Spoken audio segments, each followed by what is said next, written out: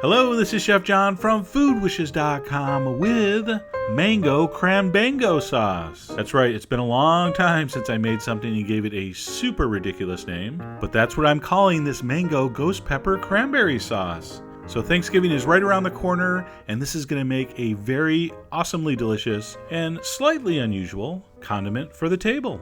Alright, so here we go. We're going to need your standard 12-ounce bag of fresh, whole cranberries. The mango we're going to use is dried mango. There's the kind that doesn't have sugar and the kind that's sugared. This is the sweet one, okay? And then for the bango, we're going to use this ghost pepper hot sauce.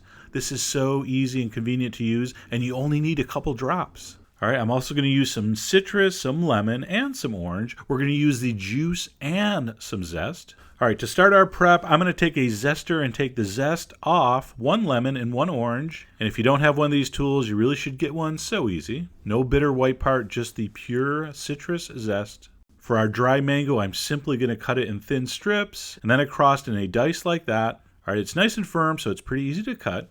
I'm going to toss that in a saucepan, to which I'm going to add my zest and then a little bit of fresh grated ginger. So I'm going to take a peeled piece of ginger root and just rub it on this microplane, and it works so nicely. And I only want about a teaspoon or so. And there you go. So I'm going to toss that in. I'm going to throw in a cinnamon stick and 1 whole star anise. Then I'm going to add a cup of citrus juice. That's mostly orange juice, but I did add the juice of the 1 lemon. A teaspoon of garam masala. That's an Indian spice. You can Google that. Very delicious and interesting. Little pinch of salt. All right, let me give that a mix. I'm going to add a splash of water and a cup of sugar. Cranberries are really tart, so you need the sugar to balance that. All right, I'm going to switch to the freakishly small wooden spoon. You're welcome. And what we're going to do is we're going to put this on medium heat, and we're going to bring it up to a very gentle simmer. Barely simmering. So once it comes up to a simmer, I want you to back the heat down, and I want you to let that simmer for 15 minutes.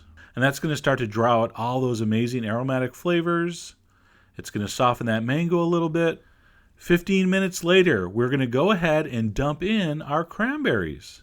Now I want you to raise your heat up to medium, and we're going to cook these cranberries until they basically fall apart. Now they call cranberries the world's most dangerous berry. Well, actually, no, they don't. I call it that. And why? Because of what you're about to see. As this comes up to a simmer, those berries start to explode and pop.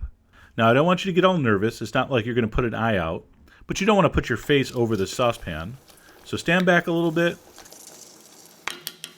And as those heat up, the berries expand and pop, kind of like popcorn.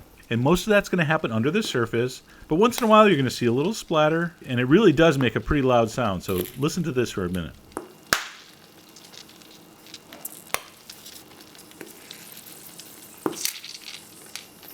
All right, that's pretty cool. There's not a lot of fruit sauces you make that, explode while you do it.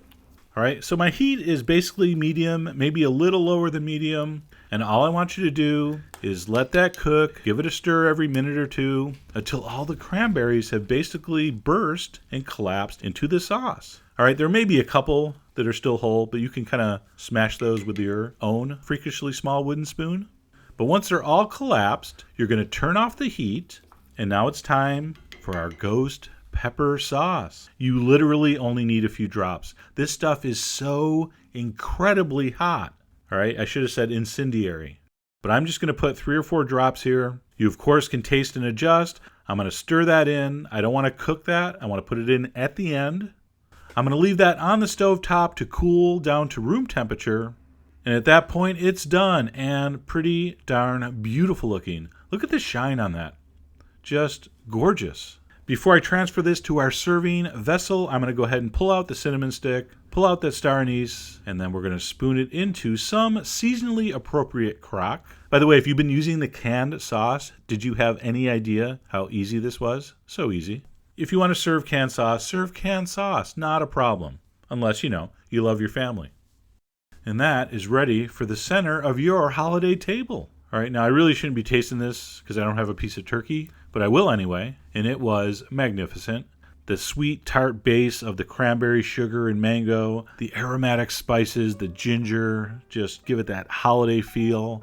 The heat from the ghost pepper just under the surface, really, really good. So if you're looking for something a little bit unusual this year, I hope you give this a try. All the ingredient amounts are on foodwishes.com as usual.